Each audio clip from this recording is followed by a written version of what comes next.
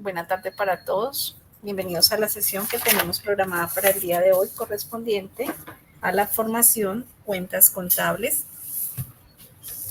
Soy Jenny Patricia Arenas Prada, la instructora que los está acompañando en el desarrollo del proceso formativo. Pertenezco al SENA, a la Regional Tolima, al Centro de Comercio y Servicios.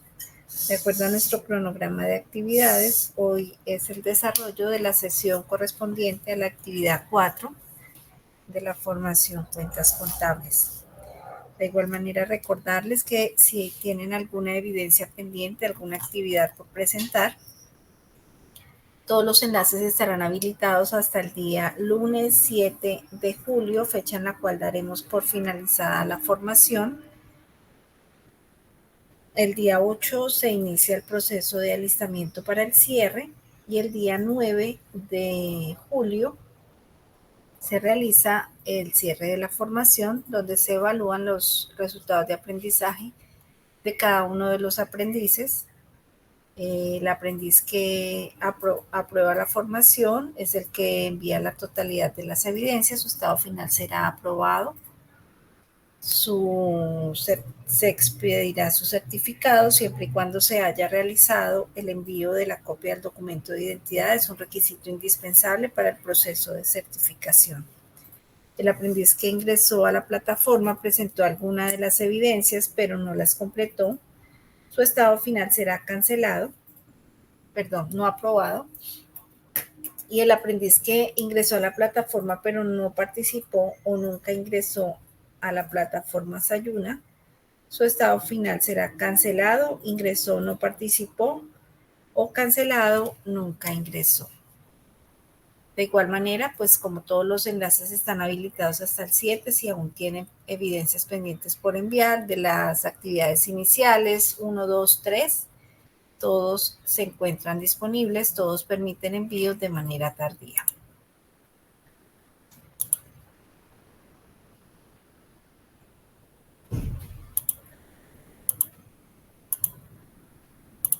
Perdón, un momento, voy a compartir mi pantalla.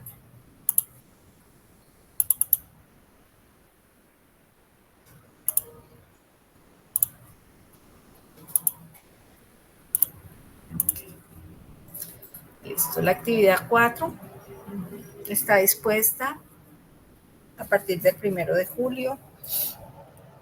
La formación se denomina cuentas contables.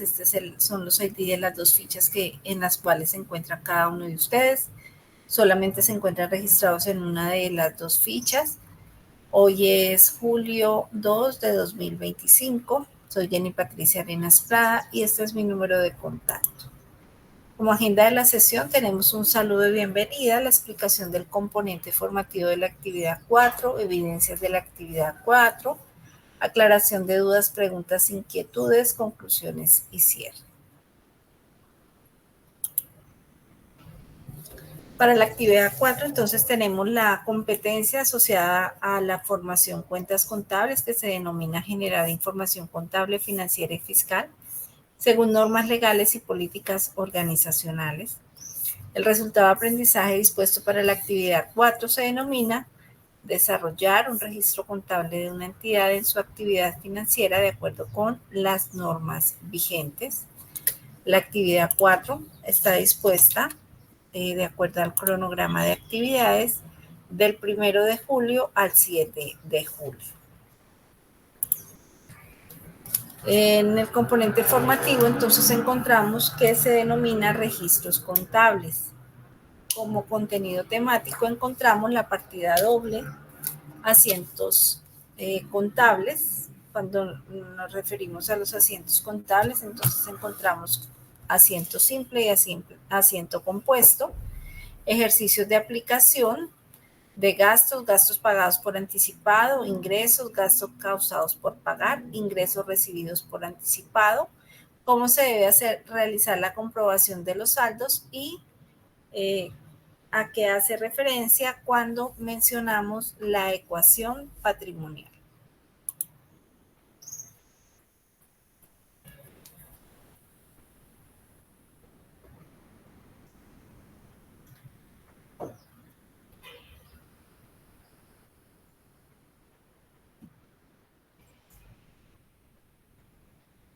La contabilidad permite a la organización contable y financiera en un ente económico a partir de la recolección de la información en su proceso.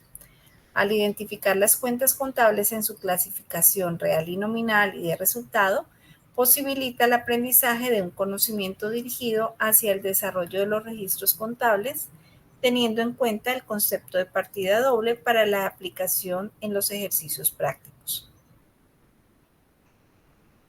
Cuando nos referimos a la partida doble, entonces entendemos que esto corresponde al método más empleado para el registro de las operaciones. Cada operación debe registrarse 2 veces, una en el debe y otra en el haber, para determinar una corrección entre los elementos patrimoniales. Este método es asemejado en una balanza en equilibrio porque la suma de los conceptos del debe y del haber siempre deben coincidir. En el material vamos a encontrar unos ejemplos. Aquí les estoy compartiendo uno donde dice que una empresa vende al contado un terreno por valor de 7.400.000. Esto quiere decir que se recibió esa suma de dinero. Cuando se vende al contado, se recibe el dinero, por lo que la cuenta de activos, que la subcuenta caja aumenta y por lo tanto se debita. Al entregar el terreno, la cuenta de activos terrenos disminuye y entonces se acredita, y aquí vemos cómo la representación de el registro contable se realiza en cuentas T. Se debe identificar a qué cuenta es la que recibe y qué cuenta es la que entrega. Para este caso, entonces, la cuenta 1105, denominada caja, es la que recibe. ¿Por qué? Porque el valor del terreno que se vendió se está recibiendo en efectivo.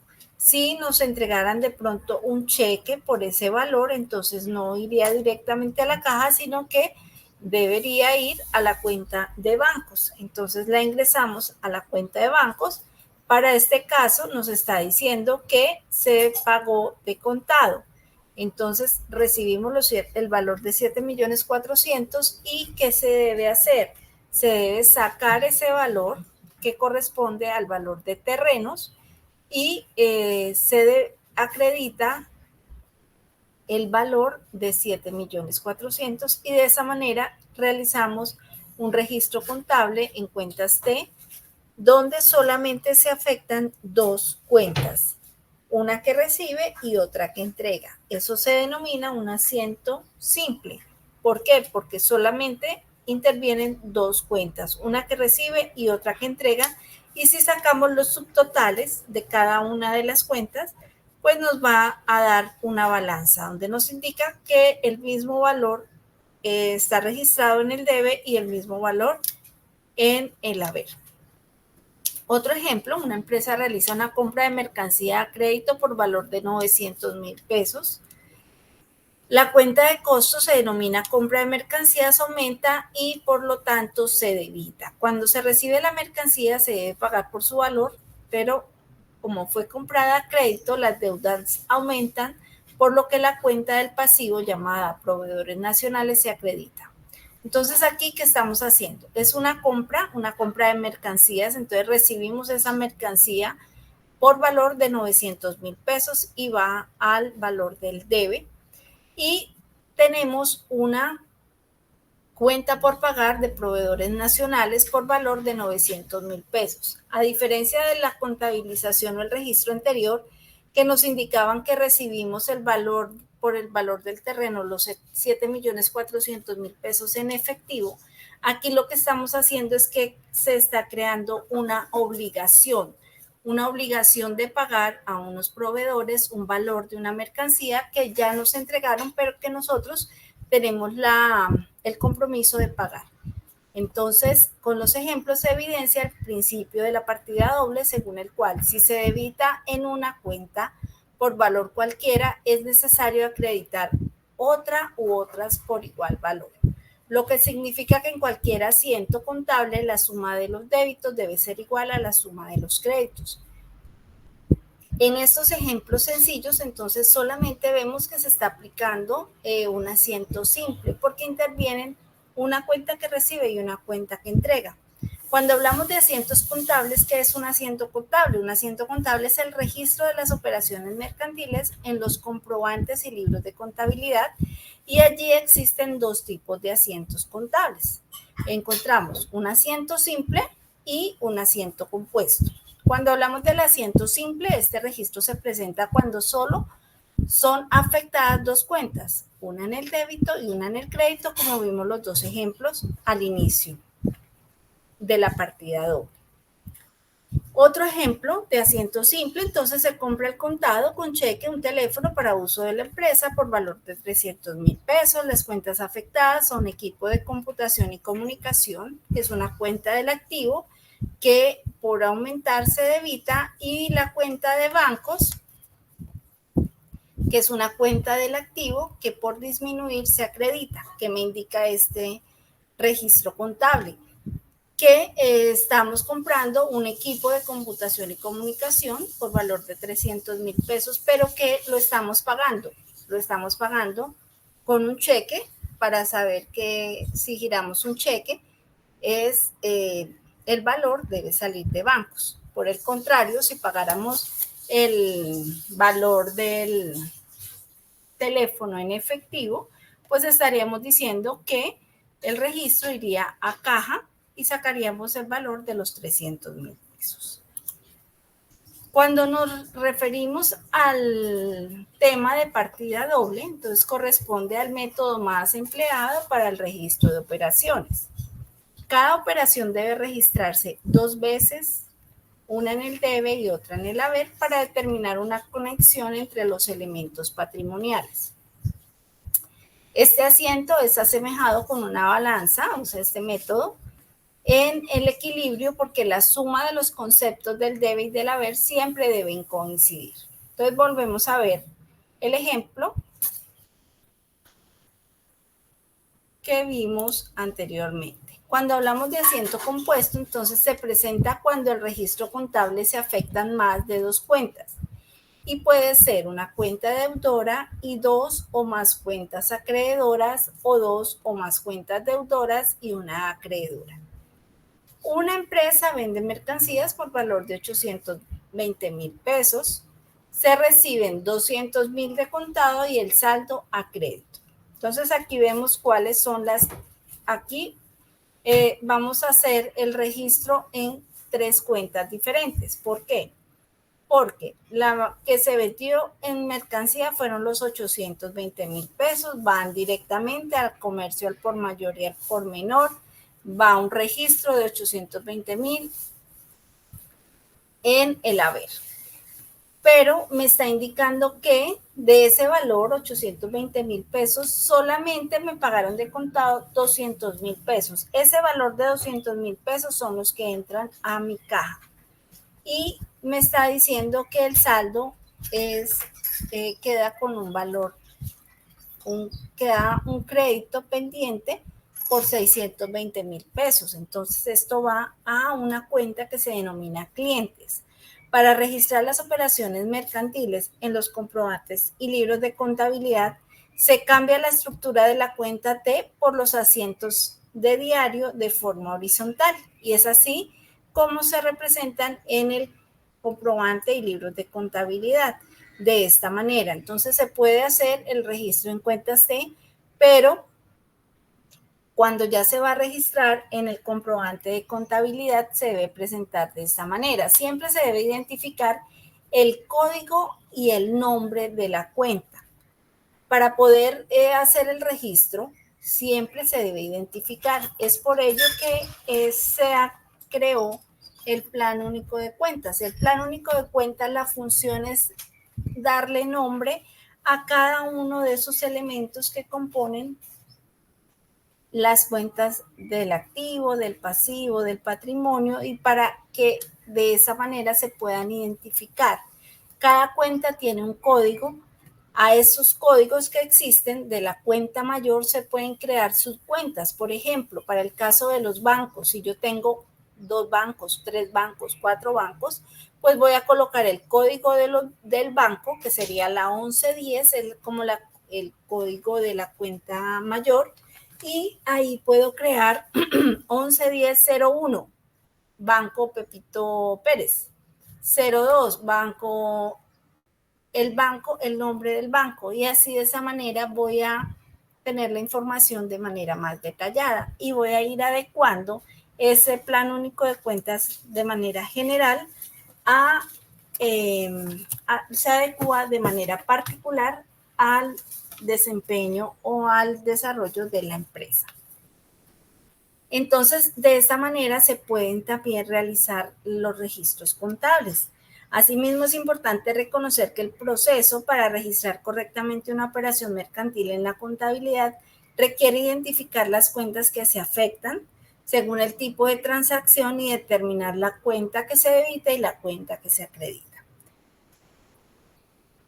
Aquí vemos algunos ejemplos de aplicación y entonces vemos, una empresa gira un cheque por 120,000 pesos por concepto de arrendamiento de la oficina por un mes. Y se realiza la contabilización de la siguiente manera. Es un cheque, sale el valor de bancos y se va a la cuenta 5120 de arrendamientos. Como la gestión se realiza por medio del banco, este cobra intereses por sobregiro y se debita inmediatamente de la cuenta corriente el valor de 5,000 pesos.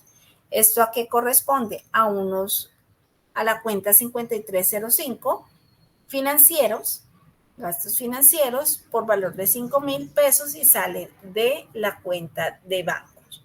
Cuando hablamos de unos gastos pagados por anticipado, una empresa gira un cheque por valor de 300,000 pesos para pagar 3 meses de arrendamiento adelantado.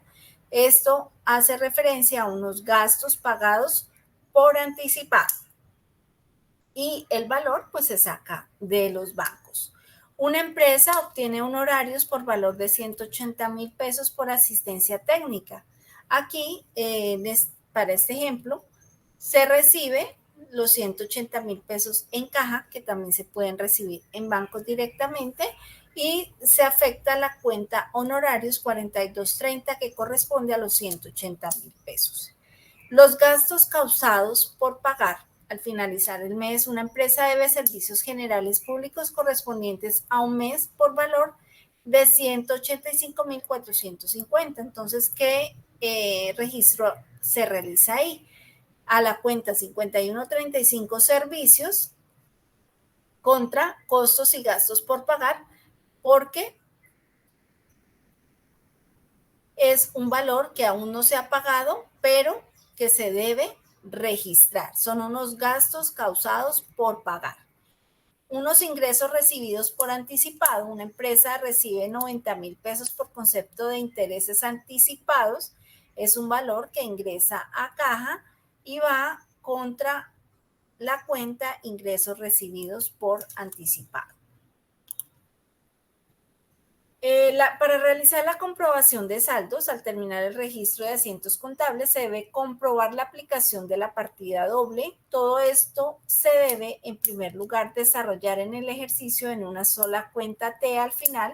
Se suman los valores de los débitos y los créditos, los cuales deben dar sumas iguales. Entonces, son los ejemplos que veíamos anteriormente.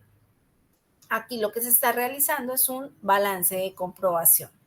Cuando nos referimos a la ecuación patrimonial, en términos contables, es necesario encontrar el equilibrio entre las cuentas reales. Para lograrlo se utiliza una fórmula matemática conocida como la ecuación patrimonial.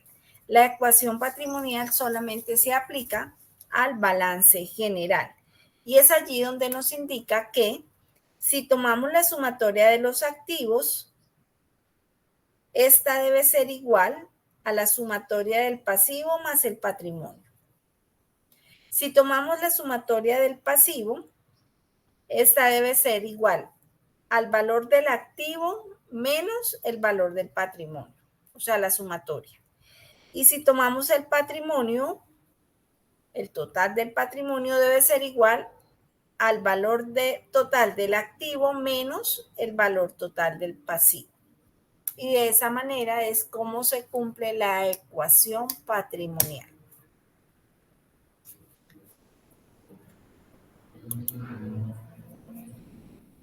Para la actividad 4 tenemos dos evidencias. La primera evidencia es la participación en un foro temático. El foro temático que se denomina registro de operaciones.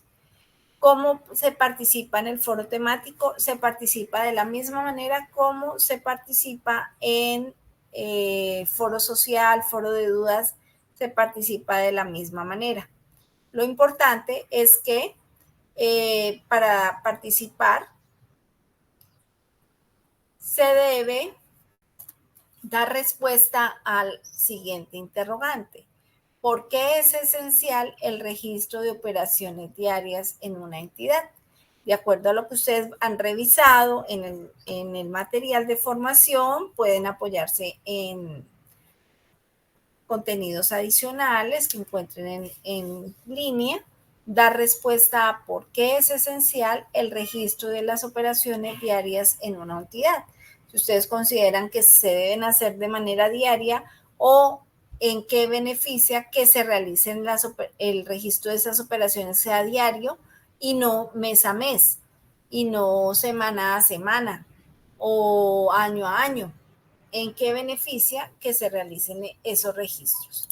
También tenemos como segunda evidencia un taller que se denomina estudio de caso, elaborar un asiento contable de aportes de capital para iniciar una empresa.